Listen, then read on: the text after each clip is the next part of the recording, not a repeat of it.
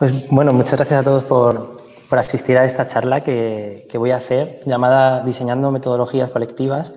Lo primero, como ha mencionado Marina, soy Daniel Llamas y quiero adelantaros que el contenido que voy a contaros hoy parte primero de una base más teórica en cuanto a la teoría de sistemas y lo que he aprendido sobre este concepto, y luego una serie de trucos, de experiencias, de diferentes maneras en las que he podido aplicarlo en el día a día a la hora de trabajar como diseñador, tanto hacia adentro con los propios equipos como hacia afuera con clientes. En primer lugar, sí que me gustaría poner un poco en contexto sobre qué entendemos como diseño, porque yo, como digo, trabajo de diseñador autónomo y muchas veces a lo mejor el diseño se entiende de forma diferente, depende de con quién se está hablando, qué parte de la sociedad.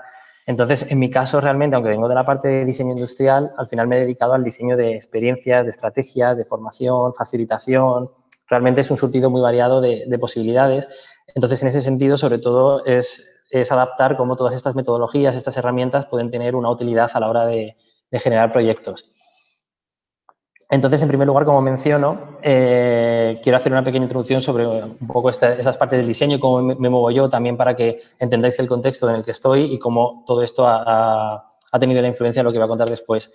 Por mi parte, en cuanto a definición del diseño, hay muchas definiciones, aunque una con la que me siento bastante, con la que empatizo bastante, es entendiéndolo como un proceso estratégico para resolver problemas que genera modelos de negocio innovadores, que permite mejorar la vida de las personas y al final no está enfocado solamente, como digo, a productos, sino a una serie de sistemas, servicios, experiencias de muchos tipos. En este párrafo que incluyo, la palabra clave que mencionaría es proceso. Es decir, el diseño no es resultadista en cuanto a, desde un primer momento, pensar ya en cuál va a ser el resultado que se quiere obtener, sino que el propio proceso vaya guiando y vaya llevando paso a paso hacia evoluciones de esa solución. También en ese sentido me gustaría matizar que el diseño lo entiendo de una forma no compartimentada, es decir, que no son disciplinas separadas, sino que hay una hibridación entre la parte más tangible, la parte más digital, la parte más estratégica. Al final muchas veces cambian las herramientas, pero el proceso sigue siendo el mismo. También me gustaría matizar el diseño entendido desde un punto de vista no elitista, por llamarlo así, en cuanto a que a veces socialmente se tiene una connotación de que un producto de diseño pertenece solamente a un grupo de personas o a alguien que quiere algo muy específico, cuando realmente todo está diseñado de una forma o de otra y es una cosa realmente accesible para que se puede llegar a toda parte de la sociedad. También muchas veces hace incluso esa diferenciación a nivel interno con las propias personas que trabajamos en los sectores, y que aunque haya unas atribuciones técnicas, a mí me gusta más decir la palabra diseñar como proceso, como acción, que el hecho de que algo sea o no de diseño. Y finalmente, simplemente también mencionar que no depende, muchas veces se pone el foco en la herramienta y que se dice, el diseño se ha democratizado porque todo el mundo puede tener a lo mejor una impresora 3D en su casa. Y realmente el acceso a la herramienta es lo que se ha democratizado, porque luego para diseñar no basta solo con el aparato o con la herramienta, sino que hay que tener también una serie de conocimientos o de metodologías, que es también de lo que vamos a hablar. En mi caso, primero quiero mencionar que todo comenzó con la asociación AIDI.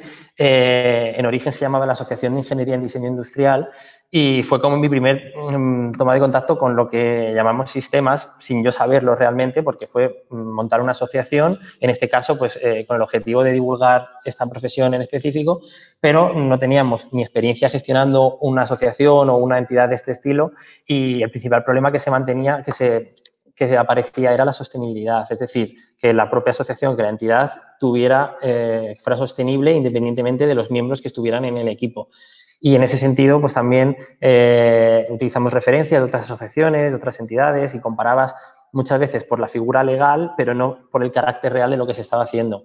Entonces, esto produjo como una inversión de cambiar, adaptar lo que es la forma de la estructura al contenido y no del revés. Entonces, en lugar de ser una asociación sectorial, pasó a ser una asociación de una comunidad que compartía una serie de valores. En este caso, al final, incluso el propio nombre cambió a Asociación para la Investigación, el Diseño y la Innovación. Entonces, esto es una forma de ver cómo algo que está planteado inicialmente de una manera, luego realmente ha ido evolucionando en función de cómo ha ido interaccionando con los agentes que lo componen.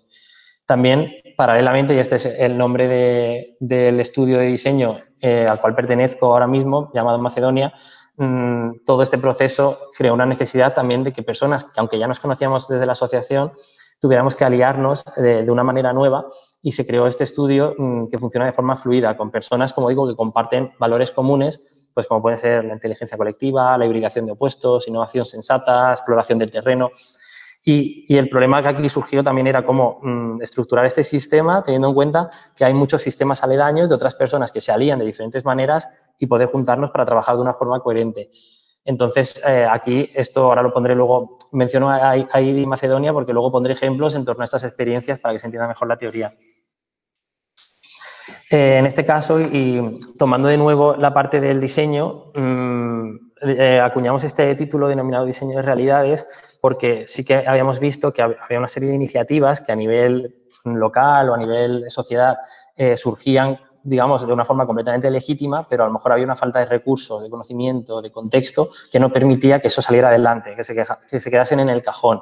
Quizá muchas veces por la falta de esa aplicación de una metodología, por la falta de convertir en un proyecto. Entonces, es el punto donde vemos que el diseñador tiene mayor valor a la hora de facilitar que todos esos agentes o todas esas ideas que están planteadas y encima de la mesa luego puedan convertirse en una implementación real. Aquí voy a contar un poco los principales problemas o retos que nos han surgido, que también tienen que ver mucho con la forma en que las personas nos relacionamos. Por un lado, el equipo fluido no es nada nuevo, esto lleva existiendo muchos años, pero sí que surgía el concepto este de Team as a Service, porque al final, a la hora de vender un proyecto o venderte, necesitas estar vendiendo a un conjunto de personas de una forma un poco a veces indefinida. Entonces, lo que estás contratando al final no son tanto los perfiles en sí mismos, no estás contratando una empresa que tiene, digamos, una línea editorial, por decirlo así, sino que estás contratando a personas que ya tienen experiencia trabajando juntas y con unos valores afines. Entonces, aquí surgían pues, cuestiones como cómo se monta el equipo, quién forma parte de él y quién no, qué mecanismos podemos montar para entrar y salir. Entrar en un proyecto solo implica entrar en Macedonia como marca. También, en segundo lugar, la transdisciplinariedad, que esto quiere decir que antes también muchas veces, o en el sector del diseño, se tiende como a empaquetar y que los diseñadores gráficos trabajan entre ellos, los industriales entre ellos. Y nos hemos dado cuenta del valor que tiene trabajar con personas de otros ámbitos completamente opuestos o diferentes, tanto que además no tengan ni siquiera conocimiento de diseño, pero que luego sean capaces de aplicar cualquier metodología. En este sentido, una cuestión también era cómo poder comunicar una identidad tan ecléctica, cómo orientarnos a las ventas, qué canales usamos. Y finalmente, el tema de la identidad dual. Esto quiere decir que hay una combinación entre la identidad de las personas como individuos y la identidad del equipo como tal. Entonces, si bien hay personas que a lo mejor trabajan de freelance y que pueden ser, entre comillas, lobos solitarios, y otras personas pueden estar pues, mediante una empresa o siendo proveedores, o incluso como marca blanca, aquí había una serie de una cuestión de gestionar esa identidad, cómo mostrar los proyectos, cómo otorgar reconocimientos, cómo generar sentimiento de pertenencia, aliarnos con otras alianzas. Entonces, bueno, esta es un poco como la introducción que hago de cómo he llegado hasta este punto y ahora a continuación voy a ir con la parte más teórica para explicar qué es este concepto de diseño de sistemas. Esta señora que aparece aquí en la foto se llama Donella Meadows, es una científica de Estados Unidos que en el año 2008 escribió el libro llamado Thinking in Systems, que asentó una serie de metodologías o de bases que a mí me han servido bastante a la hora de luego poder extrapolarlas para trabajar con este concepto de equipos fluidos. En este caso, pues, este pensamiento de sistemas, System Thinking o teoría del diseño de sistemas, tiene diferentes nombres, viene originalmente de hace años atrás del campo de la biología y luego ha tenido muchas aplicaciones en cuanto a ingeniería, cibernética, teoría de juegos, de comunicación, teoría del caos, incluso filosofía en algunos casos. Pero al final es una teoría que hasta el caso este de Donella es cuando más claro lo he visto que se puede aplicar también a las metodologías de diseño. Aquí voy a entrar un poco con la parte quizá más densa, pero que realmente pues, es bastante interesante para entender lo demás. Donella explica un sistema como un conjunto complejo que está más o menos organizado y que tiene una serie de elementos con unos límites y este sistema interacciona además con su contexto. Entonces, aquí, según el esquemita lo que se define es un stock, que es una capacidad, donde dentro de cada sistema pues, hay un número, una variable que va subiendo, que va bajando. Y es característica de ese sistema y que a la cual la cantidad aumenta o decrece en función de los flujos de entrada y de salida que tiene. En este caso son representados con estas flechas que tienen como unos grifos. Entonces, estos flujos los conectan a lo que es el stock, a lo que es la capacidad, con otros sistemas, que pues es como la nube que aparece aquí en los extremos. Pues de la nube se abre un flujo de entrada, llega al stock, se llena, luego se puede vaciar por el otro flujo y esto se mantiene en un proceso constante de una manera o de otra. Por ejemplo, un caso como muy tonto es una madriguera de conejos, pues por poner algo así como un poco divertido, tiene una capacidad determinada. Hay un túnel de entrada por donde van entrando conejos y otro de salida por el que salen y realmente dentro de la madriguera pues caben un número determinado de conejos y a veces pueden salir más, pueden salir menos o lo que sea. En este caso, una cosa clave para entender también los sistemas es que tienden a la autoorganización, sería el modelo ideal. Es decir, tiene que existir un propósito del sistema en su conjunto. Puede coincidir o no con los propósitos individuales de cada elemento, pero tiene que tener ese propósito que le lleve hacia una dirección concreta. Por ejemplo, en el caso de los conejos, ningún conejo tiene la racionalidad para entender que tiene un propósito como tal, pero en cambio todos juntos sí que se organizan para garantizar mínimo la supervivencia.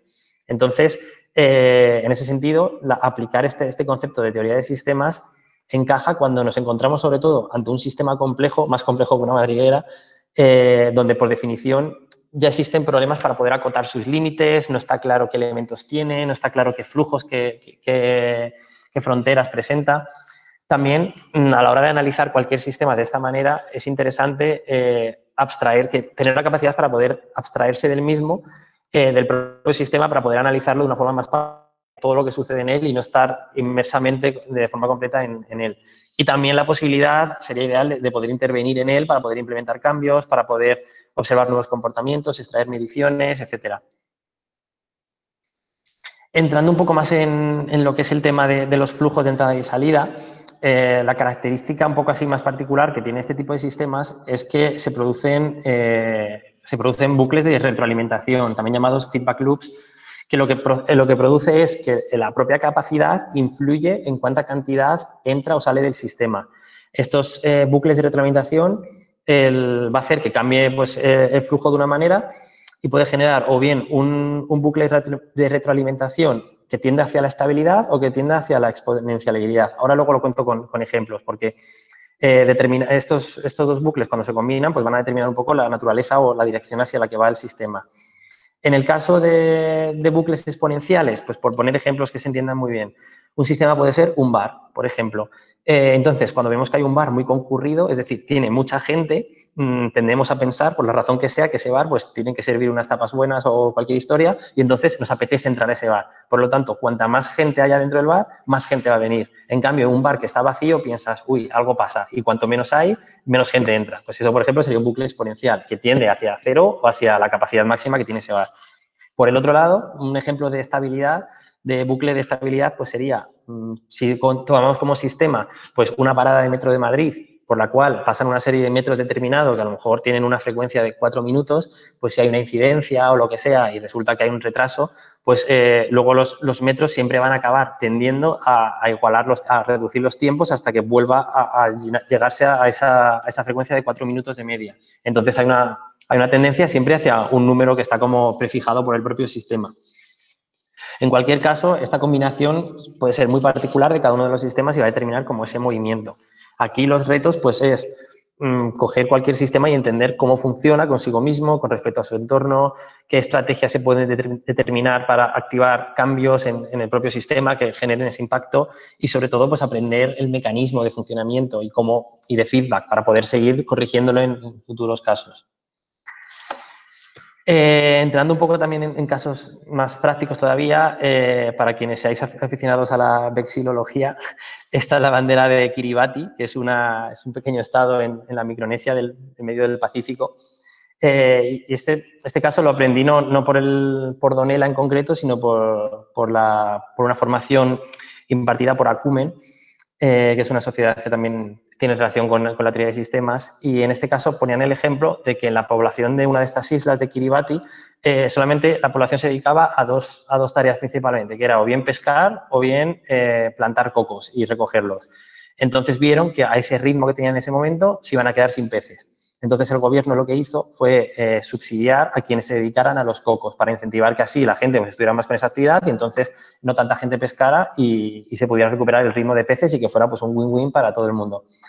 ¿Qué pasa? Que después de aplicar esas medidas, la población al final lo que hizo fue que, gracias a los cocos y al subsidio, terminaban antes de trabajar, tenían más tiempo de ocio, lo cual les hizo ir más a pescar, pero como actividad lúdica. Entonces, realmente aumentó el problema. Y encima, como tenían más dinero por el subsidio, llevaban un equipamiento más caro que también les hacía que todavía pescaran más peces. Entonces, de repente, algo que parecía muy predecible y controlado se convierte en una situación muy compleja que hay que solucionar. En ese sentido, se pueden distinguir como dos tipos de naturalezas de problemas. En este caso, llamados clock y cloud, pero también se pueden entender como problemas simples y problemas complejos. Un sistema complejo como tal es aquel que está formado por problemas de naturaleza compleja. En el caso de los sistemas más simples, los del tipo clock, se llaman así, bueno, son problemas que aunque puedan ser grandes o intrincados, existe una consecución lógica entre lo que es la identificación de un problema y la aplicación de una solución, aunque esta sea complicada. Y me explico. Por ejemplo, en el caso de un reloj, pues tiene un montón de piezas y su reparación puede ser complicada, pero en el momento en el que se identifica cuál es la pieza que está defectuosa, se puede sustituir por otra similar y el conjunto sigue funcionando como estaba antes previamente al fallo. Es decir, puede ser los elementos por sí mismos. Se puede identificar cuál es el elemento que ha producido el fallo y aplicar una solución. Entonces, los elementos aislados van a funcionar todos por separado, pero luego el conjunto pues, puede fallar. En el caso de los problemas cloud, pasa justo lo contrario. Es decir, son sistemas dinámicos, variables, impredecibles, no pueden arreglarse porque no tienen nada roto. Aquí he puesto un poco también de broma unas nubes de algodón, pero realmente es al final cómo funciona una nube normal, que cuando una nube se rompe, cuando son dos o cuando es una. Los elementos al final son prescindibles de manera individual, pero sin embargo el sistema se mantiene con una identidad propia, aunque todos sus miembros hayan cambiado. Esto es lo que sucede, pues, ya sea con las células del cuerpo, con las personas de una sociedad o con los agentes que conforman pues, un sector, como puede ser bueno, el taxi, porque voy a mencionar varias veces que he trabajado con ellos. Y cuando suceden estos problemas, se provocan una serie de consecuencias. En este sentido, pues tenemos, por un lado, el Día de la Marmota, en honor a la famosa película, que ya tiene, pues, creo que 25 años. Sobre todo está referido a soluciones que cuando solventan a lo mejor un problema de una forma temporal, pero que luego vuelven a aparecer de forma cíclica y recurrente.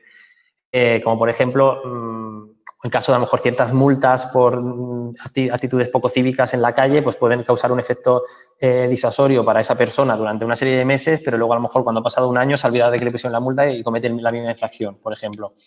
El término guacamole, que es el juego este de los topos, de darle con el martillo, son problemas que al darles los solucionas, pero provocas la aparición de un problema pues, nuevo y diferente en otro lado que no te vayas a esperar y se provoca como una especie de cadena. Esto puede suceder, pues como mencionaba antes, en el sector del taxi, que es donde había trabajado, o bueno, generalmente en sectores que tienen esa complejidad con muchos agentes implicados. Y el efecto espejo, que es aquello que al intentar solucionar el problema lo que se genera es el efecto contrario y se incrementa la gravedad respecto al estado inicial, como por ejemplo puede ser el caso de los peces que he contado antes de Kiribati. Teniendo en cuenta estas consecuencias, pues al final lo que hay que aplicar es algún tipo de cambio para evitar que el sistema pues, colapse. Y ahora, por terminar con esta parte, voy a mencionar una serie de situaciones que están denominadas así originalmente por Donella Meadows y que son como casos que pueden suceder, casuísticas dentro de un sistema y que a su vez proponen una serie de soluciones para poder evitar que se llegue pues, al colapso o a la frustración en el sistema. En primer lugar, la resistencia a la política, porque en cualquier sistema van a coexistir como varias tendencias que pueden ser paralelas, pero que pueden ir en sentidos contrarios. Entonces, van a generar una serie de tensiones que tienen que eliminarse. La intuición muchas veces, a lo mejor lo que sugiere es que cuando hay esas tensiones, pues hay que poner restricciones o hay que apretar las obligaciones mediante castigos o mediante recompensas, pero en este caso lo que se recomienda es aflojar la presión y dejar más libertad para que los flujos actúen libremente. Luego también voy a contar algún ejemplo sobre este tema por ir un poco avanzando en cuanto a la tragedia de los comunes, que es bastante conocido como terminología. Esto lo que explica es que la suma de elementos bien intencionados no tiene por qué suponer un conjunto próspero. Esto, pues, la fábula más paradigmática quizá es el pasto con vacas, en el que pues, si un pastor tiene una vaca y dice, bueno, tengo este pasto aquí libre, voy a poner a la vaca para que coma, y con un espíritu libre, por decirlo así, actúa con responsabilidad y conciencia de comerse solo una parte moderada del prado. Pero ahora, supongamos que van viniendo pastores, y cada uno con una vaca, llega un momento en el que se colapsa la capacidad del sistema y el campo se queda sin hierba. Entonces, esto se puede ver, pues bueno, en burbujas inmobiliarias, en atascos de tráfico, en pandemias catastróficas, paradójicamente. Entonces, el propio sistema aquí tiene que protegerse un poco de esta paradoja, tanto dejando claro cuál es la capacidad que tiene, como, bueno, a lo mejor regulando pues, lo que puede ser el acceso al mismo. Saltarse las reglas, esto sucede cuando se abre la posibilidad de que uno de los elementos pueda pervertir lo que es la idiosincrasia de las normas del sistema, de una forma ya sea maliciosa, sutil, ingeniosa, pero de alguna manera. Por ejemplo, pues igual que si alguien utiliza un código de descuento en un evento que no le correspondía completamente, o que levantas un poco la bolsa de fruta en el supermercado para que pese menos. O sea, son como detalles que depende cómo lo estés usando, pues al final perviertes el sistema realmente de uso. Esto pues tiene dos maneras de afrontarse. Por un lado, o bien blindar el acuerdo de las condiciones de acceso a ese sistema para que no haya fugas, nadie se lo pueda saltar, o bien generar una confianza total entre los elementos que lo componen. Es decir, que aun conociendo la trampa decidan no hacerla. Esto me recuerda pues, a los tornos del metro, porque si pones los tornos de metro separados, digamos, sin que tener unas puertas o unos barrotes para poder entrar, la tendencia quizá es colarte sin pagar. Entonces aquí hay como dos modelos. El modelo madrileño, que lamentablemente pues, es ponerle esas barreras, es decir, apretar las restricciones de acceso al sistema para que nadie pueda hacer trampas, pero luego hay ciudades como, por ejemplo, estuve en Viena o en Oporto y no hay ningún tipo de restricción y cuando lo ves te preguntas, ¿pero y la gente se va a colar? No, porque por la razón que sea, tenían la confianza de no pervertir el sistema y directamente entraban en el metro pagando y aunque no hubiera puerta. Búsqueda de la meta incorrecta. En este sentido, como he mencionado antes, un sistema tiene un propósito y se mueve en una dirección, que esa dirección siempre va a ser buena, entendida desde la propia óptica del sistema, desde el propio sistema. Pero eso nada garantiza que a lo mejor esa dirección sí que sea adecuada en base a unos criterios externos, cualesquiera que fuera. Entonces, es difícil evitar perseguir metas que pueden ser equivocadas, porque si se detectan tarde habrá marcado un rumbo que ya no se puede corregir. En este caso es importante la conciencia estratégica y sobre todo establecer indicadores de rendimiento. Por ejemplo, estábamos en la asociación, por eso lo de mencionarlo antes, que organizábamos eventos, formaciones y como que la métrica clave siempre era el número de asistentes, ya sea, si era una formación, pues el número de alumnos, si era un evento, los asistentes, si eran los asociados de la asociación. Y realmente luego se planteaba el hecho de, quizá estamos midiéndolo mal y no merece la pena medirlo por el número de personas que están viniendo, sino a lo mejor por otros términos como puede ser la calidad del aporte que hagan esas personas. Al final, yo creo que es algo también como muy paradigmático de ciertos baremos, porque por poner un poco la reducción al absurdo, es como si medimos la capacidad social que tiene un millennial, la capacidad de sociabilizar por el número de cartas que recibe en el correo postal. Pues no tiene sentido, pues muchas veces se comete este error en sistemas que a lo mejor no son tan obvios de detectar. También otro problema que puede surgir es la deriva hacia el bajo rendimiento. Es decir, imaginemos que ya sí que va en la dirección adecuada, pero lleva una mala velocidad. Entonces, en ese sentido, el sistema debe gozar de mecanismos que puedan vigilar y automodular su propia aceleración.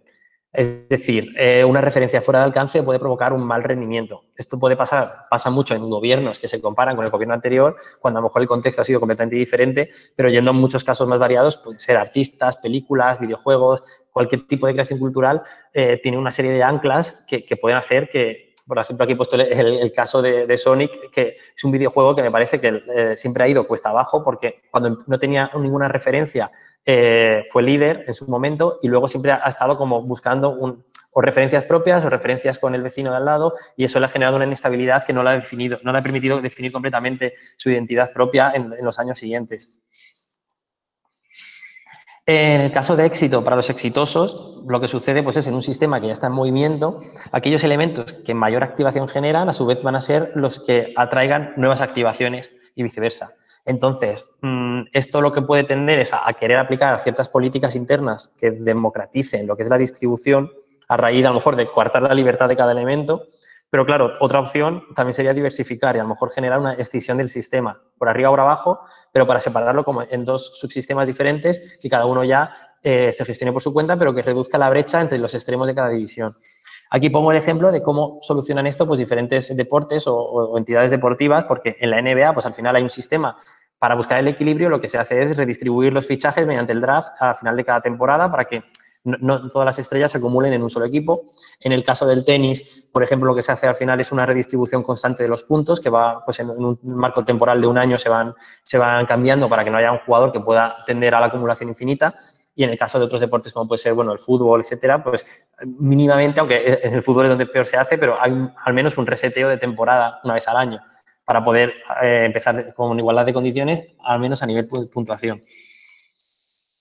En este caso también puede suceder lo que es el escalado, es decir, se puede dar una situación favorable de que el sistema vaya aumentando, que es como un bucle exponencial de lo que comentaba antes, y a lo mejor no se conoce esa capacidad, entonces puede llevar al sistema a morir de éxito y se puede generar esa espiral donde se vaya a subir. También es esa generación de subsistemas. Esto precisamente en la práctica deportiva pues es lo que se hace, porque al final, precisamente en el tenis, pues van entrando miles y miles de jugadores y no pueden todos participar en todos los torneos, porque si no serían torneos infinitos. Pues al final hay diferentes divisiones, los Grand Slam, los Masters, los 500, 1000, el Challenge Tour. Hay una serie de divisiones donde según ya el sistema o la categoría en la que te encuentras, pues accedes a unos o a otros para poder dividir todo eso y que haya una mayor igualdad por lo menos entre cada división. Y finalmente, el cambio de carga al interventor. ¿Esto qué quiere decir? Que todo este análisis que acabo de mencionar puede ser absolutamente inútil, porque hay que ser conscientes de que cualquiera de los problemas que se relatan quizá no existen, o el propio hecho de intentar solucionarlos hace que estemos desviándonos del foco del verdadero problema, que a lo mejor desconocemos y está creciendo hasta que se convierte en un elefante en la cacharrería. Esto al final lo que genera el problema que genera es un bucle de dependencia del sistema hacia sus interventores o la necesidad de un liderazgo. Entonces a estas personas se les está dando la libertad de acción presuponiendo que saben arreglar los problemas adecuados cuando en realidad quizás solamente están pues, parcheándolo o empeorando la situación. Bueno, hasta ahora esto es como un poco la parte más teórica que quería mencionarlo, pues porque luego todo esto, como he puesto muchos ejemplos para que se vean las aplicaciones prácticas, pero luego a la hora de trabajar yo he podido aplicar esta teoría de entender pues tanto un ecosistema como, bueno, o cualquier tipo de comunidad o de proyecto con diferentes agentes de manera sistémica con estas visiones, tanto de cara para adentro, con el tipo de alianzas, que es aquí lo que menciono de equipos fluidos y la construcción de relaciones, como de cara para afuera, que lo contaré después. Entonces, en primer lugar, una de las cosas que solemos hacer cuando hay un proyecto o un contexto que se presenta ya suficientemente complicado es dibujar el sistema. Esto se puede hacer de muchas maneras, porque, bueno, aquí he puesto dos ejemplos, uno lógicamente es muy visual y no explica tanto, pero en la parte de la izquierda, pues entender cómo, vale, dónde estamos, quiénes somos los que formamos la palabra nosotros a la hora de atacar ese problema y quiénes son aquellos otros agentes que nos rodean y de qué forma se interaccionan con ellos. En este caso, me parecía como muy fundamental, siempre que hemos estado trabajando desde Macedonia, cuál era nuestro universo y cuál es el ajeno. Pues, por ejemplo, aquí, cada uno de nosotros, de los que formamos Macedonia, colaboramos con otras entidades, como en este caso pues, OIC, AIDI, y entender cómo se funcionan esas relaciones. En la parte de la derecha es una representación mucho más visual, porque teníamos como un concepto que era planetas, satélites y cometas, y en función del grado de implicación, pues se representaba de una manera, simplemente, como digo, de forma muy visual. También es interesante saber si estamos hablando de personas, estamos hablando de entidades, estamos hablando de marcas, que pueden no corresponder a ninguna de ellas. Por enseñaros algunos ejemplos de cómo se pueden representar sistemas. Esto está hecho con la aplicación Miro. En este caso no son muy visuales, son mucho más conceptuales, sobre todo pues, para entenderlo internamente. Pero aquí una parte clave es entender el tipo de relaciones que queremos establecer entre los elementos del sistema. Pues, por ejemplo, el diagrama de la izquierda no se ve bien, pero es un sistema de interconexiones. En este caso era del sector del taxi, pues qué agentes había, quién intervenía, de qué forma se relacionaba entre ellos. El que hay en el medio es un diagrama centralista, por llamarlo así, en el cual me ponía yo en el medio y decía, vale, ¿con qué tipo de agentes me relaciono? ¿Cómo entre ellos conectan? Pero teniendo un poco el foco radial. Y la parte de la derecha es un diagrama de construcción consecuencia, que es, vale, vamos a ver de quién ha traído qué oportunidades y cómo eso ha ido derivando en nuevas presentaciones de contactos o leads, o como queramos llamarle, y ver así qué elementos del sistema son realmente los críticos y cuáles a lo mejor están más escorados. En cualquiera de estos casos, la clave, como digo, es elegir cuál es la categoría que estamos midiendo, que estamos mesurando, cuál es el stock de ese sistema. Por ejemplo, podemos contar con un sistema que se base en personas y que digamos pues, que son diferentes personas que se van relacionando unas con otras. Aquí hay diferentes problemas que pueden surgir por poner un poco aplicaciones prácticas de lo que he contado antes, porque se tiende a veces a poner la venda antes de la herida o la escayola antes del rasguño, como nos gusta decir. Y, por ejemplo, en relación a las situaciones que he mencionado antes, a la hora de juntarse varias personas, pues pueden surgir una infracción de las reglas, como mencionaba antes. Pues, por ejemplo, en el caso de nosotros que trabajamos con equipos fluidos, cualquier persona podría entrar y destruir el sistema desde dentro. Podría suceder en cualquier tipo de entidad realmente. Pero aquí, ¿qué soluciones se proponían? Pues o bien crear ese mecanismo restrictivo, como puede ser una empresa que tiene unos mecanismos muy restrictivos para poder acceder a ella, pues como puede ser una entrevista de trabajo mismamente, o bien partir de una confianza total, lo cual a veces puede tener también sus peligros, porque las confianzas pues varían. Nosotros aquí hemos apostado, por ejemplo, por un modelo más híbrido, en el cual tener una serie de acuerdos o de NDAs, de registro de marca, etcétera, que puedan cubrir un poco, pero buscar mucho esa relación de confianza también. Otro problema que puede surgir a la hora de generar un sistema basado en personas es la deriva que decía antes del bajo rendimiento, el sesgo del ancla, de fijar algo y tener esa comparativa. Ya pasó con la asociación porque comparábamos con otras asociaciones, ha pasado con Macedonia, comparar a lo mejor con otros estudios y quizás que no tienen un contexto para nada similar y no merece la pena compararlos. De hecho, ni siquiera merece la pena comparar Macedonia con AIDI. Son figuras diferentes, con objetivos diferentes, estructuras diferentes, aunque tengan personas comunes. Entonces, estas personas pueden tener el sesgo de rememorar su experiencia anterior. Sería un error medir esos tiempos, esos ritmos, esas costumbres en base a esas etapas pasadas, porque hay un aprendizaje continuo y se va evolucionando. También existe el problema de perseguir una meta equivocada, que es lo que hablaba antes. ¿Cuándo tiene éxito una asociación? Pues, vale, primero a lo mejor se mide por el número de socios y asistentes. De hecho, hasta los patrocinios funcionaban así. En función del número de asistentes para un evento, pues daban más o menos dinero. Pero luego descubrimos que no. Y estábamos pasando pues, de un mapa de personas a lo mejor a un mapa que puede estar más relacionado con oportunidades o de conocimientos. Que quizá hay menos gente, pero esa gente aporta más valor o hay una serie de personas clave en la red.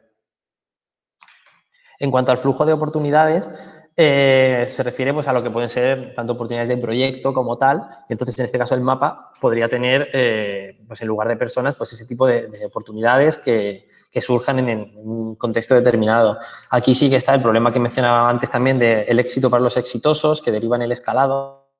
Esto es, pues, por ejemplo, en un modelo que funcione por retribución en base a comisión por proyecto, pues esto hace que los que más proyectos tienen, más proyectos generan y al final se acaba haciendo una brecha entre los que más proyectos están trabajando y los que menos. Entonces aquí pues se puede hacer la política interna esta que comentábamos como en la NBA de democratizar el reparto, pero claro, es un modelo de alianza y tampoco puedes quitar al que ha conseguido realmente porque necesita esa libertad para que cada uno recoja lo que siembra. Entonces, aquí, sobre todo, pues la otra medida que mencionaba de las subdivisiones puede ser una opción, que es generar esa doble escisión y que a lo mejor haya una parte que sea como más la empresa o que sea una entidad de un tipo determinado y a lo mejor otra parte que sea una más alianza de forma informal, para que unos se dediquen a trabajar con un ritmo y otros se dediquen pues a lo mejor de una forma más relajada o como más si fuera casi una cosa de ocio. Por ejemplo, en casos como puede ver a veces muchas empresas que tienen la parte de empresa y la parte de asociación y cada una tiene unos objetivos separados, pero entre ellas pues se van nutriendo completamente, pero evitan la autocompetencia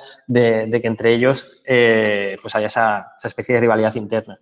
También existe, lógicamente, el problema de la carga, de echarle la carga al interventor, que es lo que comentamos antes del liderazgo, de darle la libertad de acción a quienes a lo mejor no la merecen o democratizar demasiado ciertas decisiones, que luego lo mencionaré un poco.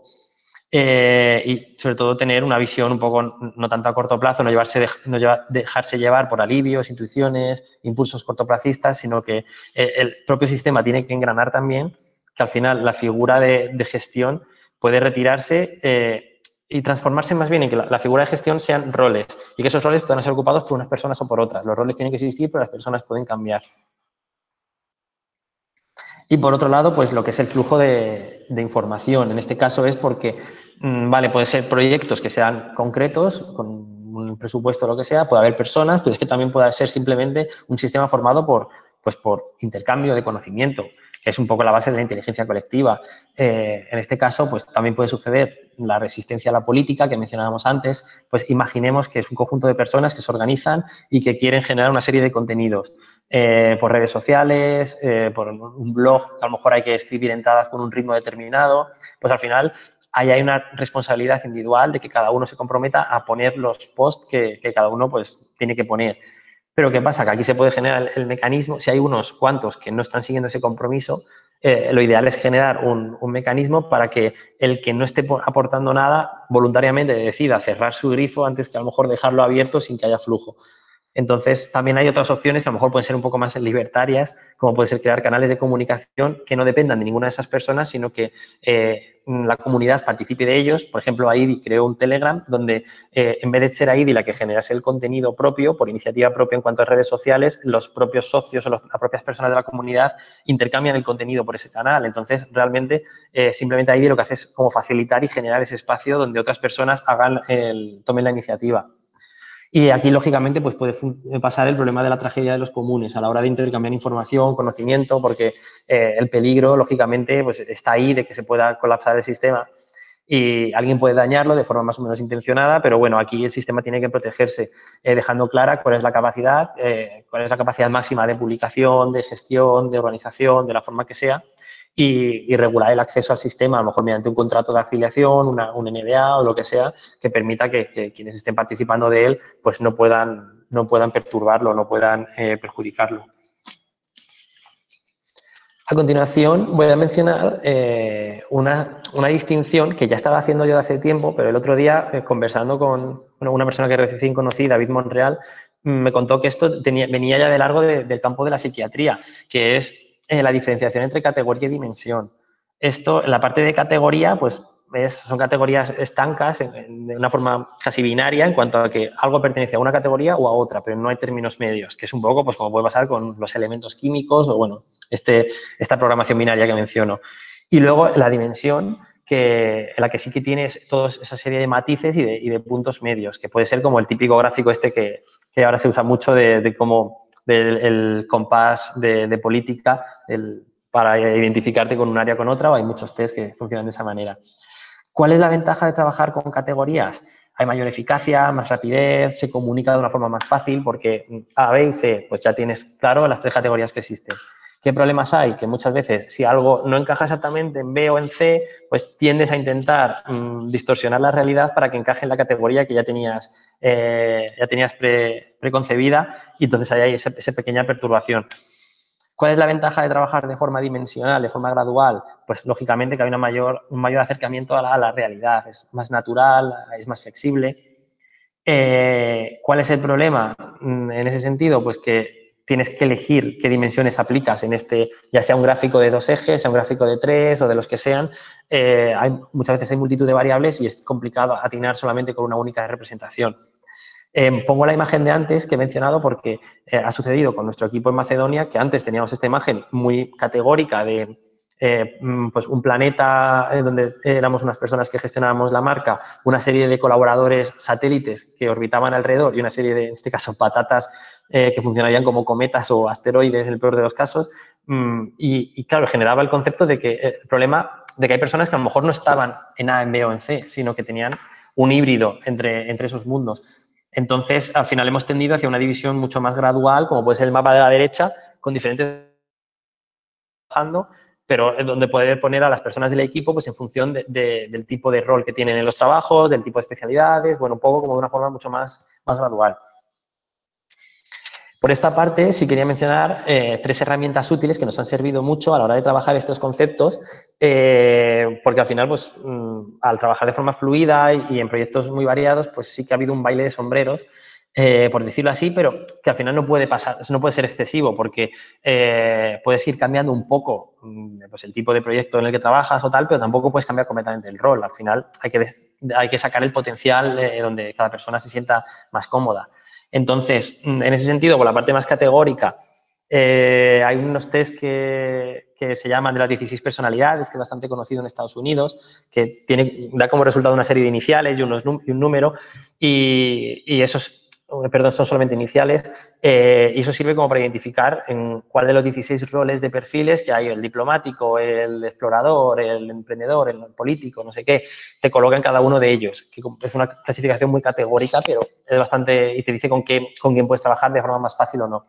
En la parte más dimensional, que es gradual, pues una cosa que nos enseñó nuestra compañera María en Blanco es el Basadur, que se utiliza mucho en psicología, pero que te hace esta distinción entre la parte de arriba son aquellos que más hacen, la parte de abajo quienes más les gusta pensar, la parte de la izquierda convergencia, la parte de la derecha divergencia. Y en función de eso se generan 4 perfiles, que son los generadores, conceptualizadores, optimizadores e implementadores. Y en función de eso, nosotros hemos hecho los test, hemos podido colocarnos a cada uno en un punto del mapa y hemos visto también quién puede trabajar mejor con quién, cuándo ha fallado un proyecto porque había la ausencia de uno de los roles, o alguien tiene que adaptarse un poco al rol de al lado porque falta alguien, o quién choca más con otro.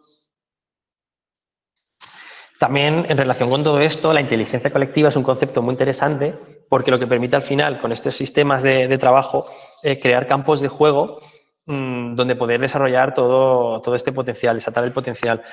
Nosotros utilizamos un montón de aplicaciones, Notion, Slack, Drive, Miro, de forma colaborativa siempre. Por ejemplo, en Slack tenemos canales cerrados que pertenecen a proyectos con su confidencialidad, pero también canales abiertos donde invitamos a otras personas con las que compartimos una serie de valores o de intereses y donde entran y en esos canales pues se comparte, como mencioné antes, pues eventos, referencias, inspiración, formaciones, lo que sea, de una forma bidireccional. También incluso abrimos canales con personas de nuestra red, aunque no formen parte del equipo, pero que tienen un problema o no saben o quieren reorientar su carrera y entre el resto de personas le ayudamos y cuando ayudamos surgen esas oportunidades y al final es muy interesante porque no se genera la dependencia de las personas, sino que se genera la dependencia del espacio, del marco de trabajo. Entonces, se genera una sostenibilidad que es independiente de quiénes son los miembros o quiénes son los gestores. Y finalmente, relacionado también con lo que mencioné hace un rato, esto fue como una clasificación que leí por primera vez en un artículo de la empresa Thinking With You, con quien también he colaborado, que mencionaba como diferentes grados a la hora de tomar decisiones, que no siempre tiene que ser todo 100% democrático, ni consensuado, ni todo el mundo, por mucho que está bien trabajar de formas horizontales y de formas diferentes, pero también hay veces en las que por practicidad hay que hacerlo con otros códigos. Entonces, aquí ponía como en caso extremo lo que es informar, de que una persona decide algo e informa al resto de personas, y en el otro extremo, delegar, que es esa persona manda la tarea a quien sea y se desentiende. Y entre medias hay una serie de escalones que son la consulta, el acuerdo, el consenso, que van haciendo que una decisión pues tenga sentido encajarla dentro de un rol o de otro para que el sistema pues, pueda avanzar de la forma más fluida posible. Y ya, bueno, entro en la parte final, que es cómo estas metodologías se pueden aplicar no solamente hacia adentro, sino también hacia afuera a la hora de trabajar en proyectos específicos.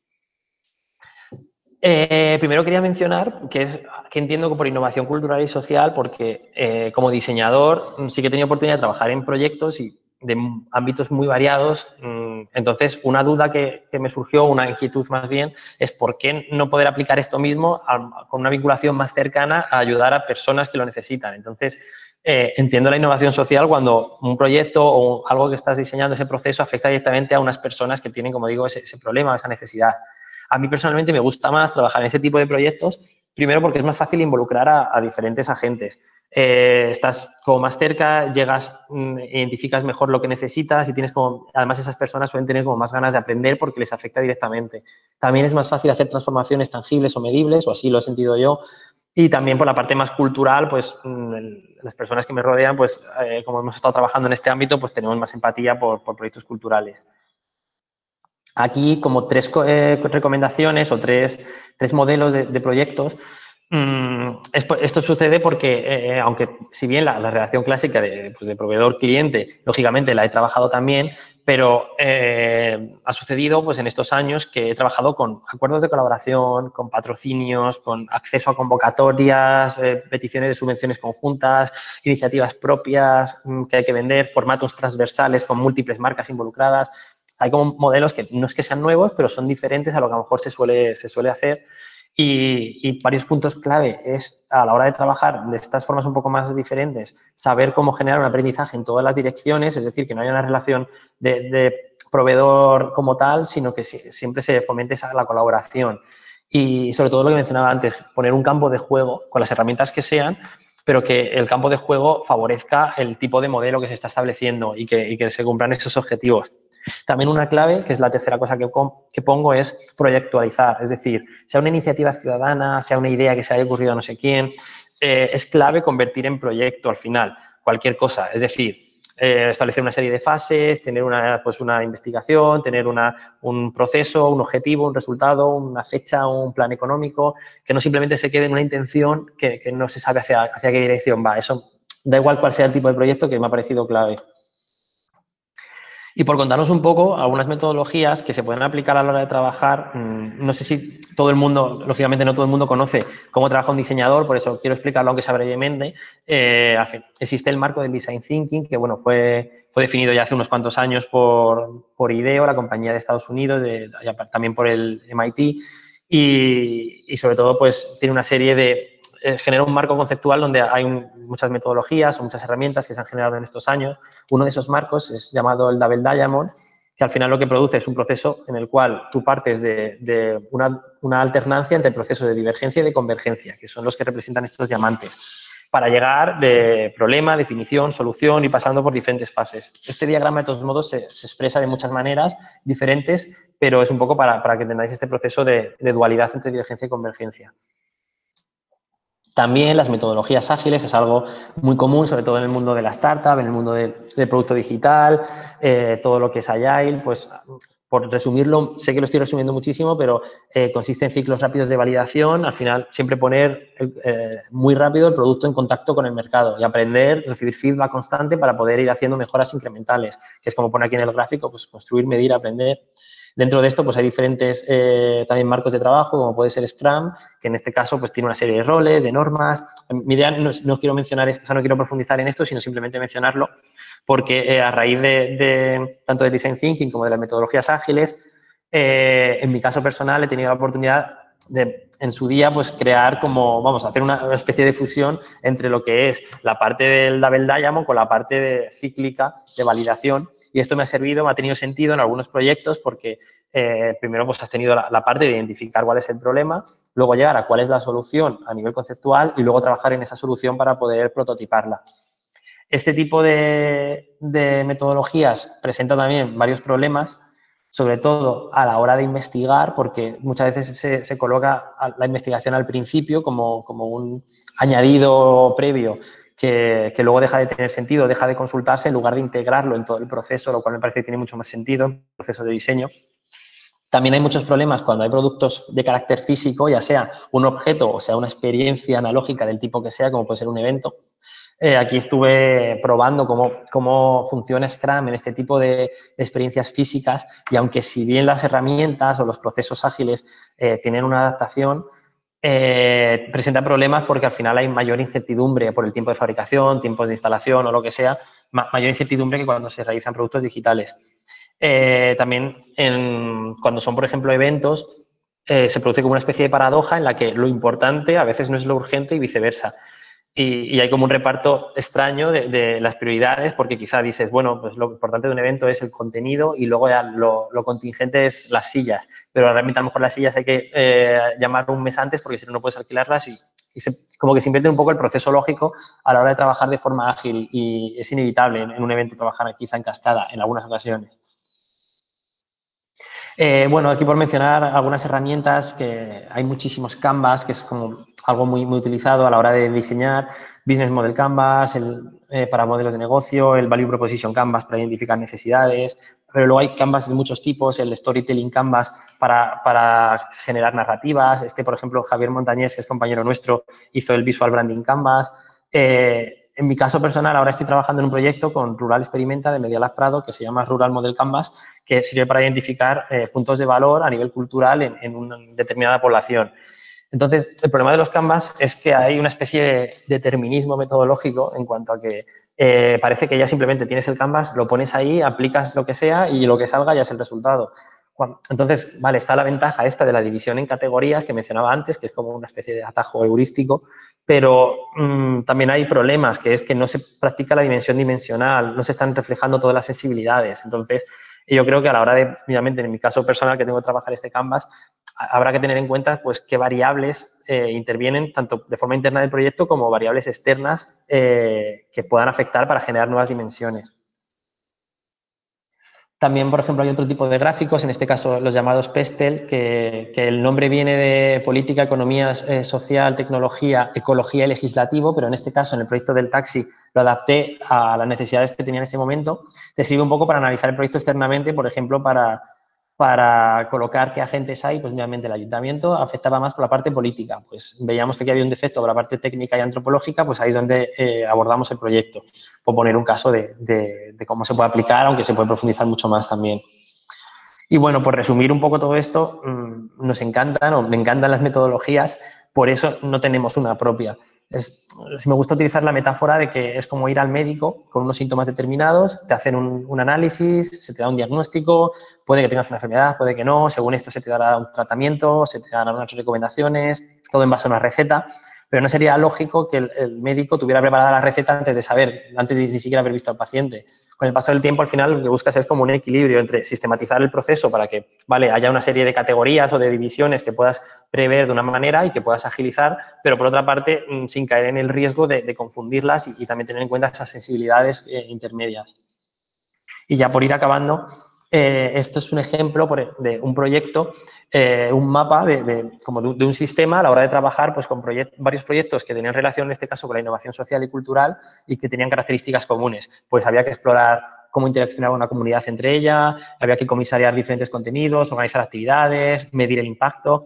Entonces, utilizamos una serie de mapas conceptuales. En este caso, por ejemplo, es simplemente un mapa un poco temporal porque en el eje vertical se están colocando pues, las fases que eran necesarias, pero en el eje horizontal se estaban colocando pues, diferentes variables como pueden ser los tiempos, los objetivos, los resultados, recursos, costes, participantes.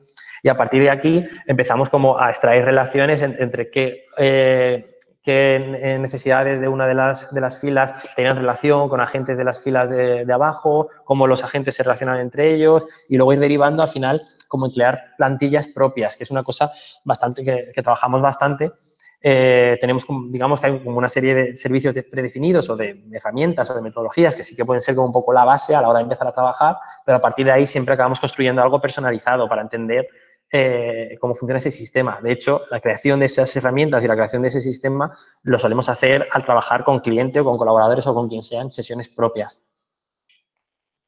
Y finalmente, por mencionar también un poco lo que es la medición de impacto, imagino que bueno, ya muchos conoceréis lo que son los ODS, los Objetivos de Desarrollo Sostenible, son una serie de metas, de objetivos que están impulsados por las Naciones Unidas y donde vienen en la página web viene una serie de directrices propias para que cualquier empresa o institución pues, se pueda adherir y se comprometan a su consecución para 2030 en este caso.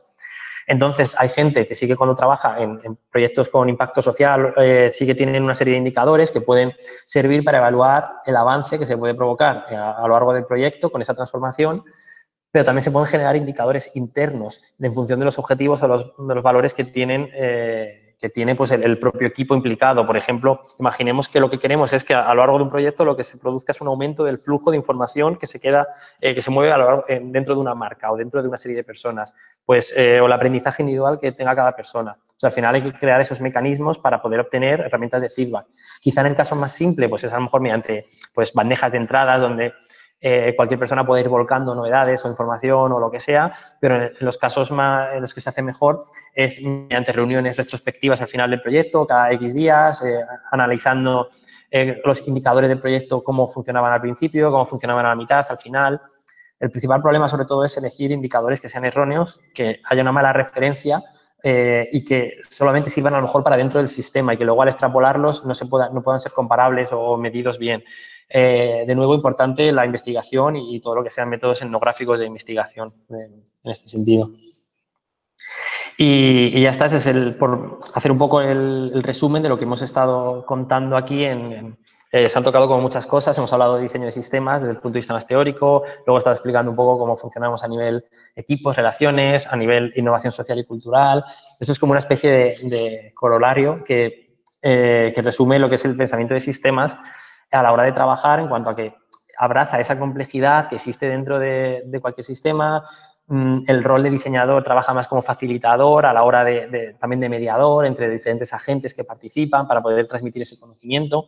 Buscar una renovación constante, una actualización, una evolución mediante ciclos, manejar esa incertidumbre en cierto grado y, bueno, lo que comentaba, pues es una función más adaptativa que muchas veces no tiene ese resultado tan espectacular en una primera instancia, sino que va funcionando en base a pequeños hitos que se van cumpliendo y van generando pues la sostenibilidad del propio sistema. Así que esto es todo por mi parte. Muchas gracias por escucharme y ahora pues encantado de cualquier pregunta que me podáis hacer. Voy a interrumpir la pantalla. Bueno, voy a leer el chat, voy a bajar aquí. Y cualquier pregunta que queráis hacerme, pues encantado de responderos. Animaos, si tenéis dudas, que tenéis aquí a Daniel.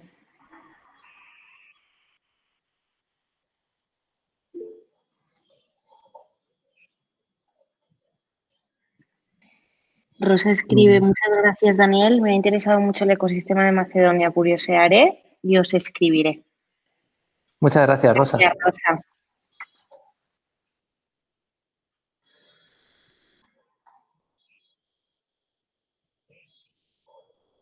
Enhorabuena por Rural Experimenta.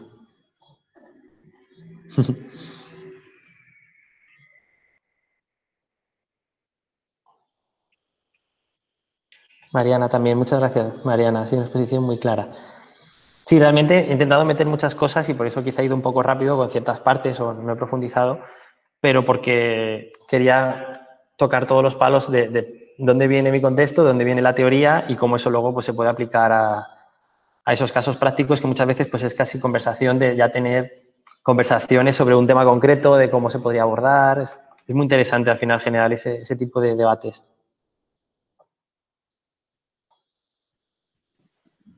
Os dejo en el chat el canal de YouTube de Madrid International Lab para que os suscribáis y donde vamos a colgar talleres y webinars como el de Daniel para que podáis volver a verlo y demás. Ahí lo tenéis. Estupendo. Pues no sé si alguien se anima a alguna pregunta y si no, lo dejamos aquí. Vale, voy a dejar de compartir para que se me vea un poco la cara por lo menos. Que creo que no he salido. Bueno, sí, de todas formas, si quieres, Daniel, bueno, comparte la pantalla con tus datos, la última. Ah, vale, perfecto. Sí, para que lo tengan ahí por si te quieren hacer alguna pregunta después de esto o después de verlo de nuevo. Vale. Sí, aquí está tanto Ahí la lo web de tenéis. Macedonia y la mía, personal. Fenomenal.